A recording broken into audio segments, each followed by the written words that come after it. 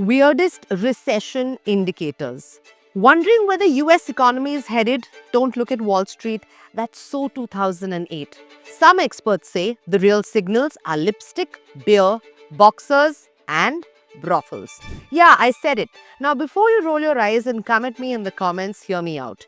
During tough times, we skip the luxury items and grab a small thrill, like lipstick.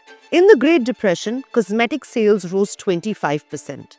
In 2022, lipstick sales jumped 28%, right as inflation fears peaked. But right now, that trend's cracking in America. In-store beauty sales are down and spending is slowing, even on the little treats. Then you have the stripper index. Yes, it's actually called that. Obviously, it started as a joke until one dancer predicted the 2022 slowdown based on cash flow on X. Huffington Post in this report also interviewed dancers across clubs in America who noticed their tips vanishing overnight.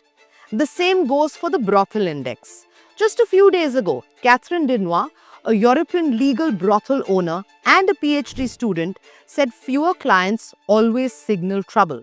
She first saw a dip post-Trump's 2024 win, and yes, she links it to American uncertainty. When people start skipping pleasure, it's not just about the morals, it's about money. Even beer feels it. Craft sales are softening, drinkers are ditching the fancy brews for cheaper cans or drinking less altogether.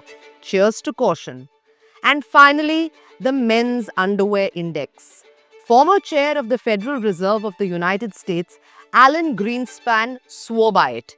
He said that when men stop buying boxers, it's not a fashion choice, it's a budget one.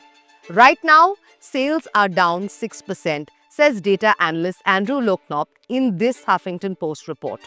So while most folks say that markets are complicated and that they're confusing, maybe Americans need to glance at their makeup bags and boxer drawers or their local watering holes for a clearer picture.